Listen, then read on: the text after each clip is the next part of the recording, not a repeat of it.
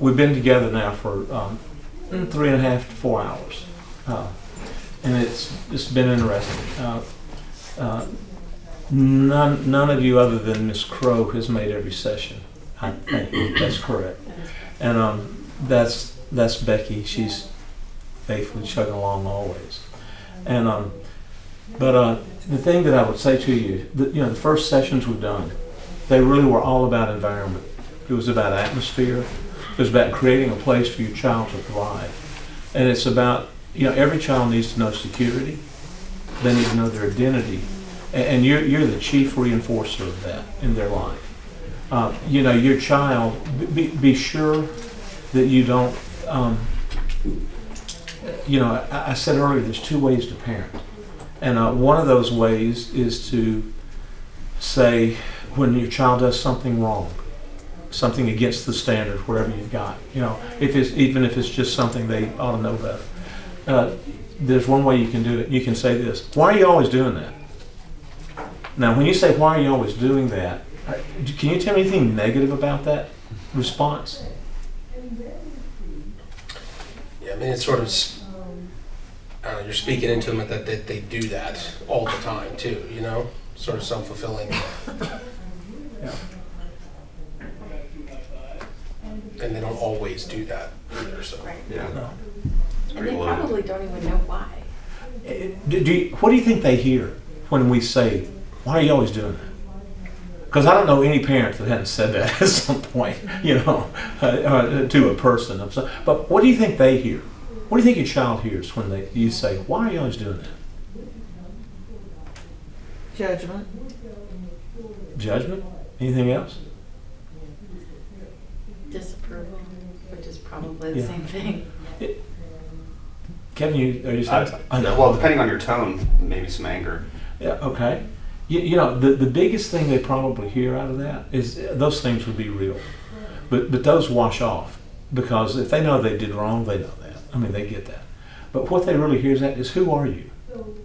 Why are you doing that? And it challenges their identity, because it's a question. Because the thing is, and they would do exactly what you said. I don't know. Because sometimes they really don't know. Just like sometimes we just don't know. Things happen. And the thing is, when you say, why are you always doing that? That's really an accusation, and it's really an attack on their identity. And the one thing that I wish I had known, I did not know this. I didn't practice this. I did at times. But the thing that we want to say when we see our child do something that is to say, we don't do that here. And because what that says is, you're part of us. We don't do that. We're Crows. We're, whatever your family name is, we're that. And Becky was really good about saying, your grandparents gave us a good name. Let's keep the good name. It meant something to our kids to have one of their grandfather's initials, or to have their initials, that kind of thing. They kind of went like, yeah, Grandpa, because he was a good man, clearly a good man, Grandma, good people. So, when we say to them, you can be one of 2 kind of parents. That kind that challenges their identity. And see, if you challenge their identity, that means it's challenged, because you're the parent. They're part of your family. Above everything else they have, family is it. And it can be a broken family, it can be a dysfunctional family, but I gotta tell you, if you give them security and identity, it's family. And family is where they belong. And that they've got to know, that's my place. And so that's a key thing on building this security in our children, to understand that nothing that they can do will make them not be your child. That's the story that we love, the prodigal. We love the story. The dad, you're my son, and you're home, where you belong. And that's what our children always need to know from us, that we delight that they're with us. Not that we're controlling them. Not that they're living according to our they need to know that we love them. And knowing that gives them incredible strength. And that gives them strength to do the next couple of things I'm going to talk about right here. An observation I would say is, don't be the wrong kind of parent. There's 2 ways to parent. So, but the other is this: don't be an alarmist parent. don't be an alarmist that would go like, you did what? And it can be the worst thing. We talked last week about one of my sons saying what he thought was the worst thing he could possibly say, and it wasn't. And it took some of the anger, but don't over electrify things that tripped you up. Your child is not you. And we really need to remember that. Your child won't be tripped up by the things you were tripped up by necessarily. We tend to think that. But, my dad never had troubles with some of the things I had trouble with. I can think of one thing that he probably had trouble with that I had trouble with. But the things that really plagued my soul, Dad had no trouble with that. Mom didn't either. It wasn't passed on. So don't assume your child is like you. That is really important. So, and moms do this immensely with boys. That's where I've seen it more than anywhere. And you almost take the drive out of your sons if you're always making a rule so they won't do what you know that you were tempted to do or somebody else was tempted to do at that point. Let them know that that you honor who they are. Respect their person. And you can do that with little ones. They don't have to be grown-ups, for you to have that kind of thing. And that brings, when you're not an alarmist parent, because it will come up. Things will happen. Boys will find porn. They will find they'll find things you don't want them to find. And it just happens. And we can be alarmists and we can go crazy, or we can relax. When when one of my boys said something, it was an alarmist moment, for Miss Crow, and and I'm glad I had the distance of 1,000 miles in time to think about it, at that point. But and it was a lesson learned. Now, having said not being an alarmist parent, here's one thing I really want to say to you that's really important. Say yes to your children as much as you can. Man, say yes to your children as much as you possibly can. Life is to be explored. It's to be engaged. It's not like don't be really careful about that. Sometimes you need to let them go a click further than you think they ought to go. Just because they can learn a lesson that way. And you don't want them to be dangerous, and you don't want them to go into a place where they could really be hurt. But as much as you try to protect your child, you can't. You're not whatever going back to the alarmist thing and then to this thing, you can build a wall 25 feet tall around your child.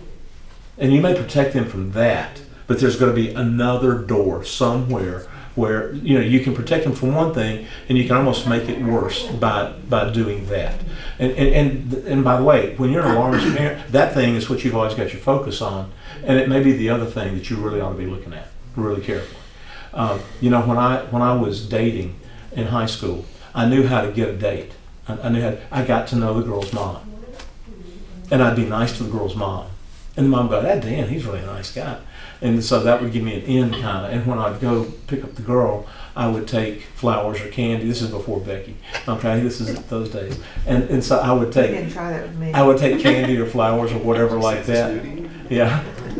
Yeah. I would take flowers, and the mom would go, "Oh, you're so sweet." And you know what the dad did? The dad goes, "What's he after?" The dad read it right, But I tried to avoid dads, And the thing is that you don't want to be alarmist where you miss the obvious, on one thing, because honestly, those moms that would be easily deceived, they had alarms about other things, and they were always worried about that, and so they didn't see it. I don't know what Adam and Eve's situation was in the garden. But whatever, I don't know if they were alarmed at all. But at the same time, what we do know about the serpent, it said it was subtle. It was subtle. So the alarmist, if you're always saying no, it doesn't give context to yes. And if you don't say yes, it doesn't give context to no. No is only good when it's in a context of yes. Because if you're always negative, don't do this, don't do that, don't do it, what is your child going to say one day? You never let us do anything. Yeah, and you don't want that to be said of you. You want to have said yes enough so that when they have to have the maturity to hear a no, they can hear it and know that you really have value for that no, because you're known for saying yes. And so I'm not talking about when they want toys and stuff at the store. That's not what I'm talking about. I'm not talking about that kind of yes. That's where you have to, I'm not talking about the 2-year-old that's wanting to, no is the big word. They've got to learn limitations. They've got to learn that. But I'm talking about as your kids get older, that it's really important. I made the statement that we discussed a little bit about not telling your children we can't afford it. Can't afford it is a no. That's an immediate no. We can pray about it, because that leaves everything open at that point. And what we want to do is let your child know that the world is an open place for us to explore.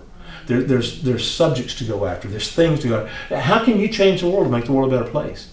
Encourage your children to do things that maybe you didn't do, but I mean, you can say yes to them. And I think I want to do this.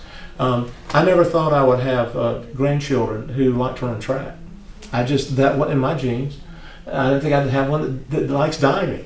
It's fantastic. I'm so glad I can really give them a big high five and a yes and say, this is good. I'm glad my path's not their path. That's another whole thing to talk about.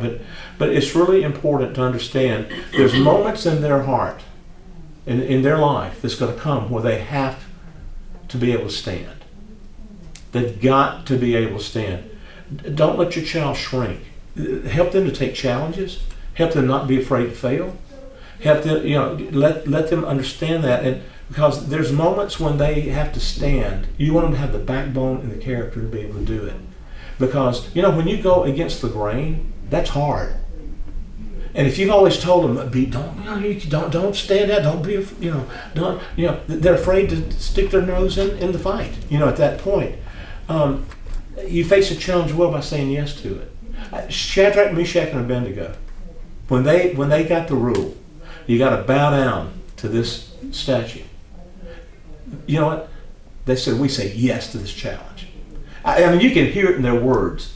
When they said, "O King, God bless you, long live the King." And they said, we know this is the law, but we can't do this one. And he goes, well, who's going to protect you? They said, our God will. I love that. Our God will. He said, what God can protect you from this? And they go like, our God is able. But even if he doesn't, we're saying yes. Now that is so awesome. That is such an incredible story that they weren't afraid to say yes. I don't know what their moms and dads did to say yes to them. Maybe it was the final words they gave them when they deported them. Because they took them away. They took them away from home. And maybe the moms and dads said, always look to God. Well, I think that's also, not to interrupt too much with the flow, but there it is, where their faith is now their own. Yes. And in that moment where it's tested, they're standing on what they know, not what mom and dad said or somebody else gave me. So like they had some moments somewhere where they saw that, or it was internalized in some way, shape, or form, where in that moment, in the trial, the literal trial by fire, they passed that test. Yeah. And and I think even when I think of having a family with multiple kids, and you're trying to blend a culture and all of those things that you're talking about, like just figuring out, okay, it doesn't have to be at all like it's all about learning my children and creating that culture in our family that says this is what we're all about, and this is what, you do this thing, you do that thing, the highs and lows, you just, and just looking at everything as a teachable moment rather than just reacting to it, trying to have those eyes as a guide rather than just the judge, jury, and executioner in every situation, which is what I sometimes will refer to, right? It's like, stop that, do that, a response is always better than a reaction. Always. And those are things that we live and we learn. And welcome, guys. It was hard to start without Arlo. Not so much you, but without Arlo. We want Cora to be here, but anyway, no. Yeah. I'm saying yes to your being here today. This is a good thing. But, I think it's really interesting to realize that if you look at the temptations of Christ and the things that he must have gone through, every day he had to say yes.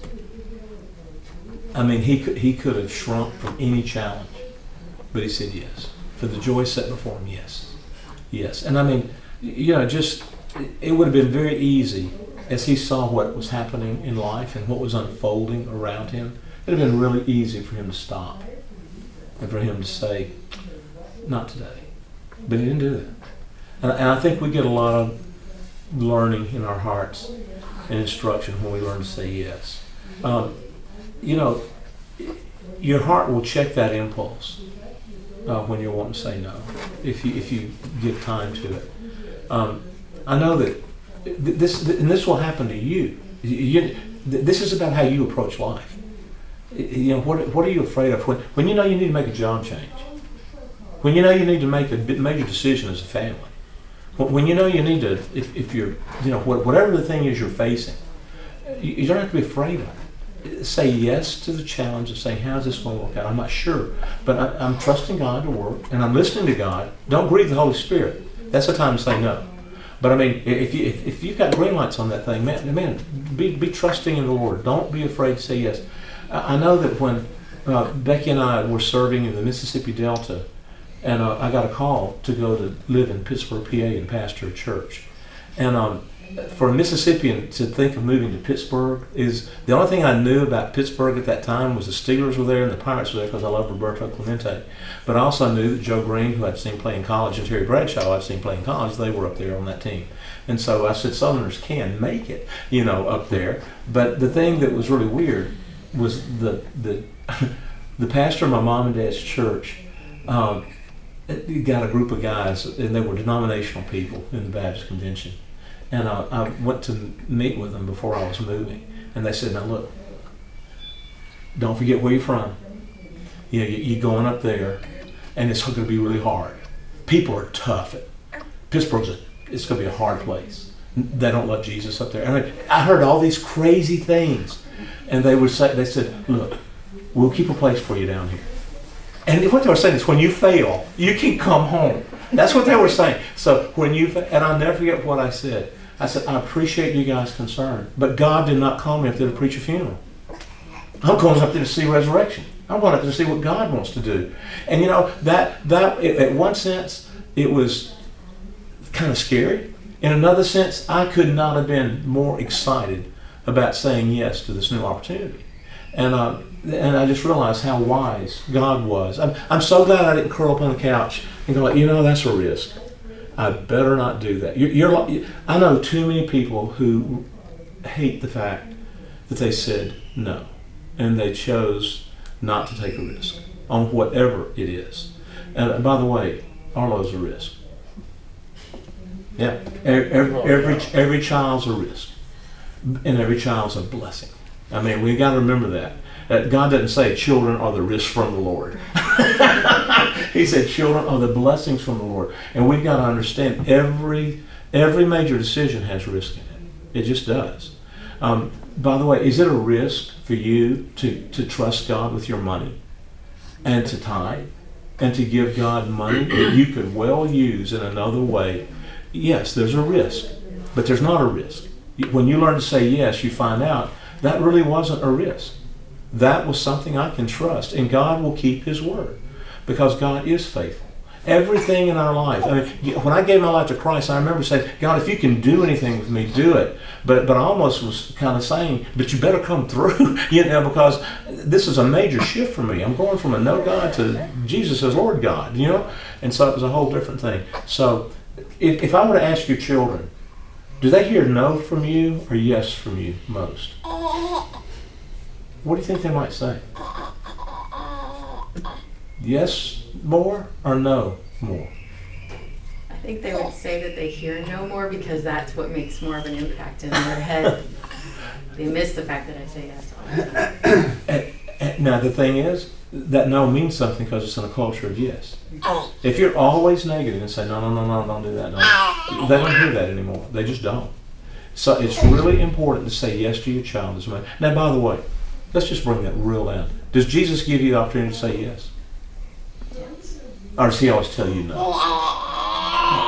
Trust in the Lord with all your heart. Don't lean to your own understanding. As a no. Don't do that. Do this. But He starts with the trust. You know, and the idea even of repent, we say, well, that's a no. No, it's not. Repent says return. Return to the way that was good. Return to the way that you know. Return home. Come home. God does not come out with a bunch of no's and negations. Matter of fact, if you do, the first of the 10 Commandments, you don't have to worry about any of the others. You know, if you love the Lord your God with all your heart, soul, mind, and strength, you're good. You're really good. That's the great law. He does say don't have other gods before me. And what he's doing, he's trying to help our short-sightedness that we don't have a clue. But, you know, he tells us what to do. Honor the Lord your God. Give the Sabbath day to the Lord. Make sure you make room in your heart to listen to him. And all I'm saying, amen. And that's good. So, anyway, and by the way, when you try to protect your kids by, you know, with negations, don't do this, don't do the other one, sometimes you get in your own way. Can I use you? Can I use you? It depends on which one. It was about you and him. It's about you and him. But we're at South Park Playground, and there's a slide, and there's a tall slide, you know, metal slide. Back in the days when they made dangerous toys for children, had concrete blocks around the bottom, you know, where you can fall and hurt yourself, you know. Anyway, but anyway, so Johnny's coming, and she's going, watch him, and so she gets down there, and when John's coming down to the end, she sticks her arm out there to kind of help him, and it just knocks him right off the bike. He falls over, bops his head on the concrete, and you know, it was like. That no overcame the yes. We were having a great time until we got on video, man. It's an awesome video. But anyway. Well, I was going to say risk and reward's a principle. Yeah. Right? So it's like there's dumb risks. Right. There's climbing something for absolutely no or like hanging out over an edge. But like if you don't, what's on the other side of that's an incredible view. Right. Or what's over here, right? So it's trying to help manage that. I think for your kid, but that's where growth comes. Yes. Is when you're out there a little bit. If you always stay within your little shell or your little safe, comfy place, you're never going to grow into what blossom into what you could be. I think so. That is so true. You know. Yeah, and you know that's where Drew played a lot of sports, and I know he would have felt this, but I know that watching my kids play sports, watching them grow to be confident when they were under pressure. One of my boys had a nickname. And in baseball, they call him Money, and because it said he always wants the ball hit to him, because he'll make the catch, he'll make the play. He's Money, and you know I wanted to raise my kids to say you want it coming to you. You know, if you're the shortstop, play short. You know, and be the guy that wants to make the last out. You know, whatever that is to say, get the hit. So anyway, say yes as much as you can to your kids. Have a culture that's not of negativity but of positivity. Another thing, I think this is the ninth thing, if I was saying, assume your child can be trusted. Now that's a biggie, okay? But assume your child can be trusted. That again, they know if you affirm them in that, and they know if you don't. And that's really big on their security. That's really big on their identity. Assume your child can, allow them to have responsibilities at a young age. Give them responsibilities to do. And affirm them when they do them right. And then help them when they don't. You don't say, why are you always doing that? You know, while we're talking about that, you want to affirm their identity, but let them know that you trust them. Put the dishes away. And then don't go over there and be a micromanager. Put the groceries in. Wash the car as they get older. Cut the grass. You can help with the chores. There's children, and that assume they can be trusted, and don't be the helicopter parent that's always around them saying, no, you didn't do it right. Give them a chance to do it, and maybe they'll show you a way to do it better. That's the thing that's really cool is when that happens. And so with empowerment, you want to work with empowerment, not disempowerment. So your child can do anything. Of all the things that my mother did for me besides love me, which was incredible, I've never known a day that my mom didn't love me. But the other thing she did, she said, you can do anything. She said, you can, and I said, I'm not good at this. She said, just because you didn't focus on it. She said, if you focus on it, you can do anything. And that's really true. That's just so true. There's many things I will readily say I'm not a mechanic because I haven't focused on that. But you can do things, except for tech. I can't do computer tech. I'm lost on that. You just have to focus on it. That's when I want to throw the computer down. Call the kids. Yeah. But when that and a TV remote, whatever those things are, when you kind of hold the stream and stuff. But you're reminding kids with empowerment of who you think they are. remember, you're a crow, you're whatever your name is, you're this, you can do this. And never stop telling them that you believe in who they are. They need to know that. And that comes when you trust them. And look, when they break the trust, deal with it. Don't act like it didn't happen. Deal with it. You know, I was trusting you but you know what? Because you had earned my trust. You know, and you don't make it where they fell off the beam and can't get back up again. You know, you work with that appropriately, and so invite them into who you think they are. You know, you're my daughter, you're my son, you're this, and we gave you this name because you're this, and you know, always encourage them in who they are, and that gives them incredible empowerment, and that gives them the ability not to be afraid. Do you think fear is a big thing in this world? Yeah. People are panicking today. I mean, I seen blissfully when I was raising my kids, they didn't have mommy blogs and daddy blogs and all the things. And you can get a lot of good hacks on that. I'm not against those things, but I've got to tell you, if I find one more time where it says this could possibly be a danger to your child, you know, and I go like, yeah, I know. So does getting up in the morning, you know. So we have to have wise boundaries to understand. But this all comes from us as parents. This really is a thing that your children are teaching you, is how to sift knowledge, and honestly, control what your children see and hear. And when I say control, I'm not talking about being dogmatic, you know. But look, if your house always has negativity on the TV, or whatever that is, or conflict on the TV, you know, and it's always, and honestly, you can't really watch the news today without it being a negative, divisive thing. And I just would really encourage you, have as little of that as possible. And you know, there's no news telecast that can do and help your child understand the world better than you. Now, there's facts you need to do, and when you watch that, you know, when the Queen of England dies after 75 years, that's worth watching with your kid and say, you know what, that's incredible. We've had 12 presidents, you know, or whatever it is, you know, during the time that woman was the Queen of England. That gives them a sense of history. That's interesting. So that's so I'm not saying divorce yourself from what's going on, but at the same time, do that wisely. But assume your child can be trusted.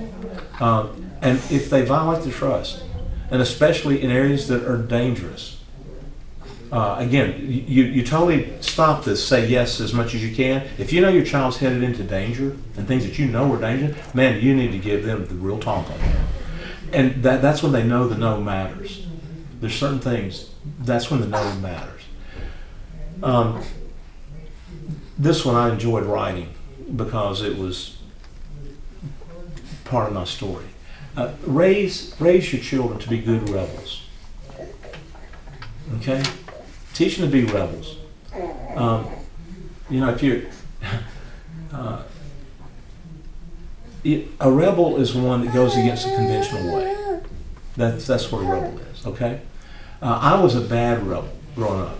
I was raised with the idea of challenge authority. That was the '60s mantra. And down with the establishment. And I would march with it. I'd have it on a shirt. I'd have it on a poster. 14 years old. What do you know? You know, I'm 14, 15 years old doing things that I should not be doing with 20-year-old people. But anyway, I'm out doing this. And here's the thing. We had no idea what to replace it with. If you're going to tear this down, we had no idea. We just said, no, this thing sucks. And it's easy to critique something. It's hard to create something. You know, so that's pastor's sermon today. Your sermon's going to be really bad. Okay, well, you want to give me one? Does somebody else want to do one today? I just try to keep the ball in play. I just try not to strike out. You know, if I can just put it in play, I'll be okay. But raise a kid. Now, here's what a rebel means. You do know how wisdom develops, right? There's pre-conventional wisdom. That's where this guy's full of it. This little boy. He's full of pre-conventional wisdom. He thinks it's okay to poop your pants. Okay? He thinks it's okay to eat whenever he wants and to throw up when somebody else is going to take care of it. That's called pre-conventional. Okay? Now, they're teaching him conventional wisdom. Here's how we do things. Here's how we learn how to potty train one day. Here's how we do this. Here's how you treat mommies. Here's how you do it. Because right now, he is really a selfish guy. Now, he is a beautiful child, and he's a wonderful child, but you know what I'm talking about. It's all about him. He is learning. He's doing what you've trained him to do, which you're saying yes as much as you can to this little boy. But there's certain things you'll say, you can't go there. Now, the thing is, you want him to grow up to know the conventional wisdom. Okay? So there's pre-conventional wisdom. That's where you're forming somebody to understand what is how does the Crow household operate. Here's things we value: honesty. We value truth telling. We value respect for your mother. You know, I never want to see your mother open a door for herself. She's got 5 sons, and I'll be the one that opens it most times. But if I'm not around, somebody open mom's door. She's a lady, and I don't know if that sounded that I'm chauvinistic or not, but I said treat ladies with respect. And I said they're special. They're not lesser, they're special. Treat them with respect. And so that was one of the ways we wanted to roll. We wanted to say make room for God in your life. So there's ways you roll, okay? Now that was conventional for our house, okay? Now what happens is our boys we do home ed. That was conventional for us. Now that's totally post-conventional for somebody else. That's past conventional, because we were the weirdos. You home ed your children. You must hate the schools. No, we don't hate the schools at all. My wife just has this addiction to wanting to raise her children, you know, and so, you know, and I'm glad. So that's what we do. But so our kids had to learn how to navigate that unusual place. And when they started playing ball, because we went to a big high school, they just thought they went into classes that they weren't in. They didn't realize they didn't go to school. And they found out they were home-headed. You know, so all of a sudden, you're home-headed? And my boys were embarrassed about that, but all the other kids said, "Oh wow, what a great thing! You know, you don't have to get them to go to school." You know, different things on that. But the reason I say that, you have to teach your child to be post-conventional, and that's a rebel. And what that means is there's times that everybody at school is doing it. It's the way things are. That's the convention. By the way, everybody has a cell phone with me. Everybody has this plan with me. Everybody can stay up to 10 o'clock. Why do I have to go to bed at 8:30 or 9? You're teaching your child at that moment, we don't do what everybody else does. So you're teaching your child to be a good rebel and say, you know what? You and we have different standards than everybody else. They're not better, they're ours. We don't look down on anybody else for being different, but we just realize we're different. Now, that's what the Jewish culture was. We're different. Now, they twisted it and they said, we're the only. You know, they made it to where we're the only ones that are right and everybody else is wrong. That's not what God told them at all. They went that route, though. But now, this post-conventional wisdom is not a follow-the-crowd norm. You know, that's the safe way. I always do what the crowd does. Now, on a very personal line, that worked out for me when I was in high school. People don't believe me when I say it, but it's true. I never drank alcohol until I was 50 years old. I never smoked a cigarette. Didn't have a desire to. But I never did drugs. I mean, secondhand smoke's what got me with marijuana. I never have smoked a joint. It's legal now though, so that may change. But no. But anyway, you know, the thing is, I didn't do that, and the reason I didn't do it wasn't because I had a moral standard. I wanted to play ball, and I was a very marginal athlete, and I didn't want to sit on the bench. And so I knew that if I did anything that would diminish me being able to play, I wasn't going to do it. And so it had nothing to do with faith, had nothing to do with norms. It had nothing to do with pleasing my mom and dad, even though it made my mom and dad happy. That's not the reason I did that. But the thing is, I was very punk rebel. You know, well, Crow won't do that. You know, now I was the safe guy. I drove the idiot drunks around. I cleaned them up out of the street, made sure they didn't get hurt. But I was the weird guy. And so you know, you teach your child. And I don't know how I got that, other than the fact that I just knew I wanted to play ball and didn't want to sit, you know. But teach your children to know that there's wise risk to not being normal, you know. Because honestly, you can be normal at school and be very destructive. I mean, that's how epidemics start, of all kinds. They need to be able to say no and stand against the grain. And that sounds like it's opposite of Shadrach, Meshach, and Abednego. They were saying yes to life. And you want your kids to say yes to life, but no to destruction. That's the wisdom of it. So you want to raise your child to be that way. everybody else is doing it. And my mother used to say, well, if everybody jump off the bridge, you can jump off the bridge too. I mean, I think everybody's mother probably told them that. But, you know, that is so helpful of a rule. And it's not the rule, it's the way you live your life. Because you don't just pull that out every now and again. You know, you learn to do. My dad taught me a lesson. I was, when I was 15, in Mississippi, you could get a driver's license at 15. Okay? How scary is that? In Louisiana, it was 14. How scary is that? Yeah. But my mom and dad, my dad said this. He said, you can get a driver's license when you've earned up enough money to pay for your insurance. And when you've got that paid in advance, then you can have a car. And he says, you also have to be able to put the gas in the car, pay for that. He said, because, he said, having the car, like driving, he said, that's not the responsibility. You know, there's not, to get in a car, that's not, it's, can you upkeep a car? Can you do that? And Dad taught me that without really teaching me that, but that's what he was teaching me. And so therefore, I didn't get a driver's license till I was 16. And because it took a long time to save up $800, which is what it cost a young man to get insurance back in those days. And it took a long time to, and you know, all my kids had that, all my friends had that. Now, what I was giving my mom and dad, everybody else has it, and I was giving it to them. And my dad goes, you're not everybody else. Now, he didn't say it with the winsome way that I wanted him to say it, you know, and Dad didn't say, I'm teaching you a lesson. But he said, son, you always have to learn, you have to pay your way. You know, learn to be responsible. And so I was saving up my money once I got my license.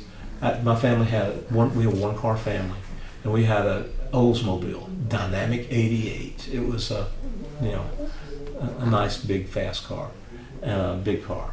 And I was saving up to buy a Volkswagen Beetle because that's what I wanted in 1972. And they were $1,800, brand new. Can you imagine? Anyway, so I'm saving my money. And Dad drives home one day in a 1959 Chevy Biscayne with big wings on the back and cat eyes on the back. This big old Land Cruiser. I mean, it's huge. He pulls up. He goes, I found your car. I go like, that ain't my car. That is not the car I want. And he goes like, man, I got it for $200. You can pay me. He says, it's got 12,000 miles on it.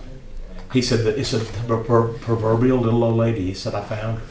And this car will be great for you. You can learn how to work on it. You can learn how to be a mechanic. It's a straight six. It'll be a good car for you. It's safe.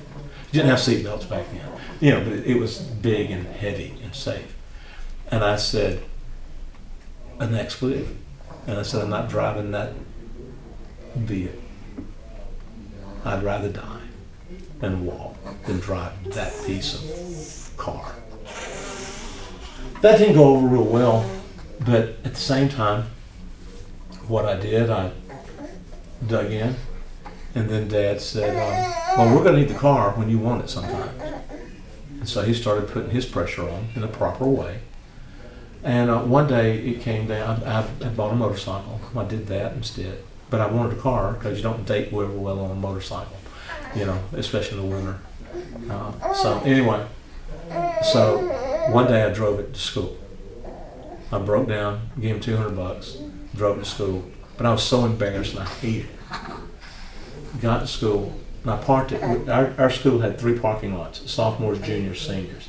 And Vicksburg's a hilly place, so they're terraced. So it's not like they had a huge school. There was only like 850 students. But anyway, I parked as far away as I could, and didn't want anybody to see. And so we're in gym that day, and I'm hearing the guys, and right after gym, they go like, "Where'd you sit in the car in the parking lot today? There's a cool car out there." And they go like, "Who got the new SS396?" So you know, I didn't know what it was. One of my friends had a Firebird, and it's cool cars, and they said, I don't know. And then some girls walked around the corner. They go, there's this cool car out there, and it's got like wings on it. They said, this is a big old thing, man. It looks like a fun car. And I go like, they're talking about that car. You know, and they go, whose car is that? We don't know whose. I said, that's mine. And you know, I drove home that day with 11 kids in the car. And it wasn't full. And it wasn't full. It was a huge bench seat. I mean, bench seat. You know, I don't know if you ever watch old TV, but if you watch Andy Mayberry or whatever, Becky and I liked watching Perry Mason's old show. The driver will literally get out the passenger's car. You just slide over and you get out that instead of it looks so weird today, but that's just what Andy Taylor did after he drove his car. He'd get out the passenger because they were so huge, they were roomy. You could do that. Drove that car for 250,000 miles, and you know, it just was an incredible vehicle. A guy hit me one day in college. He pulled right out when I was coming in, destroyed his brand new Mustang. I had a dent that big in the front of that car. It was just a cruiser, man, and you know, it did me well. And the thing that was funny about it is I had to become conformed to my dad. I conformed to that. But at the same time, it was a non-conformist car, you know, and it ended up being the Chromobile. And so they had to bring the Chromo, or just ride the Chromo. And the most kids we ever got in was 17 at one time. The trunk was big enough, you literally could put a refrigerator in the back and lay it down. Not a huge refrigerator, but it had, you know, it's not one of these little things. I'm talking about the 6 foot type, you know. You can put the thing in there and you can shut the trunk and take it to college. I did it. So anyway, unbelievable car. But raise good rebels up. I mean, don't be afraid to teach your child to go against the grain. That's really, really important in the best way. Closing out here, we said it earlier, your path is not your kid's path. So hold that loosely. Hold your dreams, hold your vision. Keep the vision bright, but not for the particulars of their life. You know, for the character. Feed your spirit, encourage them to ask questions, as we talked about in the past. That's really, really important. And when you realize your kid's path's not your path, that's okay. Quick personal story. I'm driving 2 of the boys to college, and one of them asked, said, "Dad, can we talk to you about something?" And I knew that meant, okay, this is a moment, you know. And they said, "You know, we don't really love church the way you do." They said, "You've given your life to the church, and we've seen it chew you up and spit you out, and they weren't here. This church has been a wonderful church to us. This is not about here." They'd seen business meetings that were ugly. They'd seen some really bad things. And they said, "You know, we just really don't love the church like you do. And there's not a good church on campus. What do we do? Is it okay if we don't go? You know, it just doesn't feed us." I said, "You got to feed your spirit. Whatever you get in a Bible study, read the Word, feed your spirit, have music, do it. I'm not saying you have to go to church. That's not the thing." And I said, "I'm so glad you asked me about it. I'm glad you knew we could talk about it. And I'm glad to know that I'm not who I was 10 years ago. Because 10 years ago, I'd have gone nuts." I said, "Yeah, you got it." You know, I would have done that. I'm glad I wasn't where I was. And that really brings you to, you know, that's how they broached having alcohol in the house. Because Dad had never had alcohol last year. Didn't take a drink until I was 50. My kids literally taught me to drink. And they didn't drive me to drink. I want to be real clear. They did not drive me to drink. They taught me to drink. Playing beer pong. First time I ever put alcohol in my mouth. I was playing beer pong. And Dad was no good, so Dad got really wasted. First, can you imagine? And what are you shaking your head about? That was, yeah. But anyway, playing in the basement. Yeah. But anyway, it was a crazy time. But yeah, I was tipsy. They said, "Your face is really red." So anyway, it was kind of crazy. But the thing is, but they taught me the way your kids will teach you, that sometimes the very things that you taught them when they were really young are not as important as you thought they were. And if you've loved them, they can talk to you about the things that are hard. And that is such a wonderful joy. I find it interesting that my boys said, "Dad, we're glad you didn't have alcohol in the house when we were in high school and coming along, because we probably would have done what our friends did." And they really kind of went nuts on that. And then they would say things like this: "We may not have it in our house when we have kids." Now, I wouldn't hold them to that. I didn't say, "Hey, you never need to do that." But you need to be responsible, though, and that helps you just learn. And here's the thing: your kids are often your best teachers. You see, you've had the kids, but you didn't realize they're a gift to you. You're not just a gift to them; they're a gift to you. And that brings you to the closing things. And this is really important for you just to understand. Nothing to do on this except for there's one thing. Your kids will never appreciate how good they have it. Your kids will never appreciate how good they have it. So don't try to make them. Okay? They can't appreciate it because they can't. You know, we have a problem with that. Don't try to impress upon them how good they have it, because they just know it's the way it is. But don't tell them your stories of deprivation. You know what I went through? I went through all of these things. You can't make them grateful. Gratitude comes out of the heart. You cannot induce somebody to be grateful. You know, you just can't do it. It comes out of your spirit. And what they will pick up from you is tell them good stories. Tell them your stories, but don't tell them with a point. Like, I want to make sure did you get that? You know, did you get that point? No. You tell them your stories. And they love to hear your stories, by the way. They love to hear how you tried something and it didn't work. They love to hear how you played as a kid, the kind of things you did. One thing my boys told me, and it is true, they said, Dad, you were raised in a great place at a great time. Because you know what? I could go get on a bicycle and I could go all day long. And if we'd pick up some Coke bottles, pop bottles, and you'd go trade them in for a nickel each, and you could buy some ice cream, or you could buy a cookie or two at the store, and everybody knew who you were, you know, and you could go and play, and your mom and dad didn't say, where are they? Who are they with? What are they doing? And now we knew there were some kids you didn't run with, you know, I mean, we had that. But man, it was the kind of place that nobody thought, and they'd honk the car at night, dinner, come on, get home. You'd hear that crow, your folks are after you. But you know, that was a wonderful time. And we could play in the park, military park at Vicksburg, it's unreal. And my kids were like, man, we wish we'd been raised there. And I said, it was magic. It was a good time in life. But you know, when I saw my kids play hockey with rollerblades and some of them in shoes on parking lots, and they would get out there at night under the street lights in Pittsburgh, and I'd see them close off an alley, and we'd do this and play stickball and do that. And you know, it was a joy there too. You make your place what it is. And you don't tell them, you know what, you got it so bad, you know, whatever that, you know, you're so good, I had it so bad. They don't need to hear that. But they do like to hear how school's hard for you. But you're not telling them that to say it's easy for you. You know, I would not want to be a child in school today. I'm not strong enough. And school's learning. If I had to go back to school to learn, I'd be in trouble, I think. You know, they learn differently today. You know, in so many different ways. But your kids will always learn from you. You're the best teacher they have. And then here's the last two things to get. Your kids will never, you know, they'll never appreciate how good they have it. But the other thing is this, your child will never know the power they have to break your heart. They'll never know until they have kids. They'll never know the power. Now, you don't need to tell them that. That's a lesson just for you. Parenting is hard. Parenting is risky. Parenting is painful. And that's what we learn to love as Jesus loved us. I can't tell you how many times I've broken my Lord's heart. I know that. And your kids, they'll never know the capacity they have. But here's the other thing.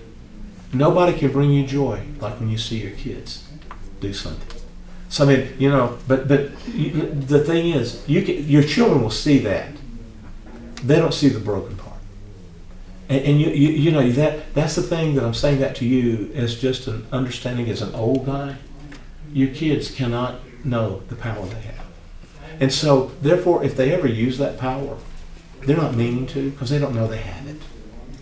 They just think they're fighting. They just think they're doing this. One day we had a particularly big conflagration in our house.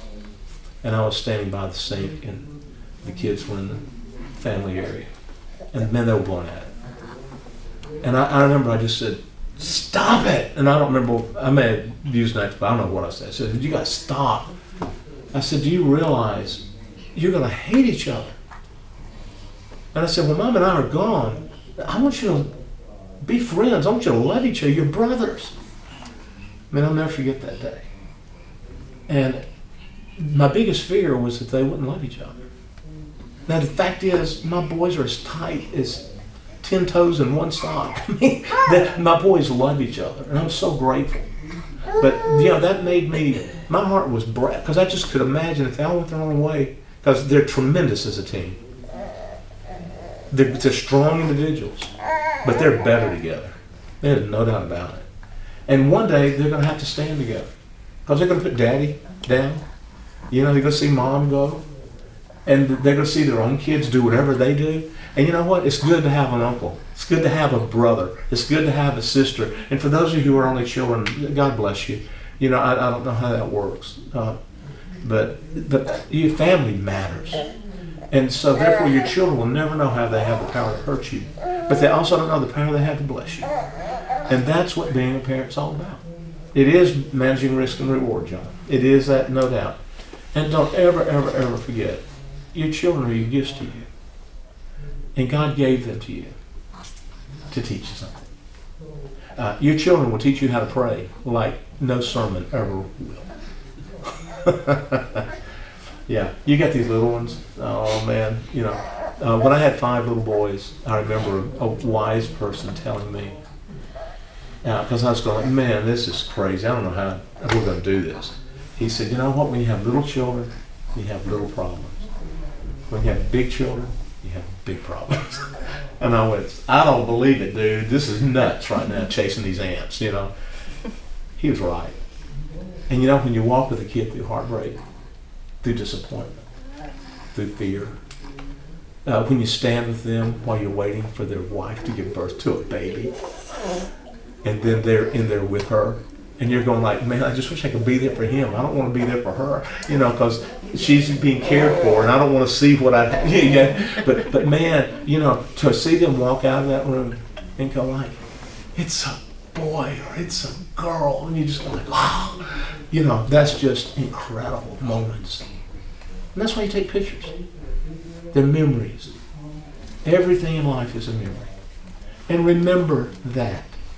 If you don't have memories, you don't have. Memories, don't ever, ever forget these days of gone. And they'll be gone before you know it. That's the crazy thing. And so use every year, use every day as a time to thank God, to pray for your children, and pray for yourself to be a good parent. Yeah. And one day, your child will surprise you. They'll outperform what you thought they could do. They'll exceed what you thought they might do. I'm going to share one story as I finish up here. One of my sons, all my sons played ball. And all of them had their own particular talent. My eldest had the best stance as an offensive lineman. He would be out at Pitt, and the players tend to get down in their stance, and they said, "Man, you're natural, dude." And I mean, he knew how to do that. Blew his leg out, never really had a career, doing it. But you know that once that career, I mean, even in high school, just played a few games. But one of my boys was a really, really good baseball player. And I'll never forget watching them in a time where they were in the playoffs, and we were playing a team that was really good. And we had a man on second, had a guy on first, and my son came to bat. And it was 2 outs, last inning, behind by 2, and or behind by 3. And you're sitting there as a dad going like, come on, man. And you got your consolation speech ready when he strikes out. This kid just rarely struck out, so I think I was going to be there. Man, whack! And then that ball took off. And I said, man, it's out of here. We're going into the game. He hit the very top of the fence and bounced back in. And he hit a double, scored 2 runs in front of him. And he's on second base. And he dies on second base. Nobody else can get him. So we lose the game by 1. And when it was over, I was so proud of him because I saw him hit that ball, man. And I just said, it's so close. If anybody else had come through, you'd have won the game. And I was good. He didn't leave the double. Everybody else was gone. He sat there. And he had tears in his eyes. And I said, man, what's wrong? Man, you played a great game today. He goes, Dad, that pitch was right. That's my pitch. It should have been over that fence. I didn't get it. I said, nobody else didn't know you got it. He said, I knew I didn't get it. And that's one of the character. That's when I know this is a kid who's going to be a good man. And, you know, when those things happen, nobody else can know your joy. And they can't know your sorrow. But that's why we have a church family, because we can walk together. And I hope we'll be the kind of church family that when we have trouble, we don't suffer alone. And we don't need everybody to know everything, but you need to have a few pals that we can walk with and say, been there. And I do want to say to you as a pastor, I'm an old guy, but I had somebody ask me the other day, they're a young person, and they have kids. And they said, would it be possible for me to talk to you one day? I said, what do you mean? They said, well, we know you're really busy. I said, dude, that's what I do. That's what I do. And he goes, I just really didn't think I could get time with you. Please be an advertisement from me that people can have time. And if the pastor can't do it, he'll tell you. But if he can, he will. You know, this time. I'm leaving this afternoon. Hopefully 1 o'clock is our departure time. We're headed to Vermont. And we're going for 2 weeks. And we're going to have a good time. And I've got capable teachers going to teach. I've got capable leaders who are going to sing and lead. And I'm going to go and I'm going to decompress. I don't want to be called in the next 2 weeks. You know, if I have to, I will. But that's why I did a memorial service yesterday. That's why I did other things. And I've been really busy. But, you know, the thing is, your pastors, we live for people that Jesus loves. And that's what we want our church to do. That's what our elders want to be. We want to be good people who walk with you in life. God is good. And all the time. Your children are your best teachers in the world about stewardship. They will show you if you're a good steward, and you'll find it out in any number of levels. On time, they'll aggravate you, they'll bless you, but they'll let you know where your heart is, and then God lets you know that too. You know, He's good about that. It's been a joy to share with you these 5 hours, and I'm grateful that we can share this now with online things through the video and through the tapes. I want to encourage you, if this has been good for you, encourage us, pass it off to others. Say, and look, we'll do this again. Part of the joy we've had here, though, we've been able to do this. That's better than watching a video. Okay? So we're going to rerun this group. I'll probably teach this 3 times a year, and we'll be doing that, and you'll be welcome to come back. But encourage people. Let them know this is a worthwhile resource. It can help you. And some of them are better than others, I'm sure, for meeting a need. But let them know that. It's so worthwhile. Okay? Let's pray. Father, thank you. It's been good to be here.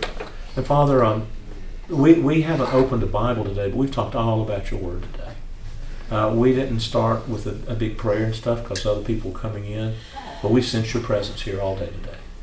We thank you that we sense your presence through each one that's here, and we thank you that you're with us always. So help these parents. Help those of us who are grandparents to cast a great influence for you and to raise secure, strong, spiritually motivated, stewarding young people who will live life in such a way that they impact this world. And they do it for good. And that they have a good life. Give them a life worth living. Bless each one of the children represented by these parents. In Christ's name, amen.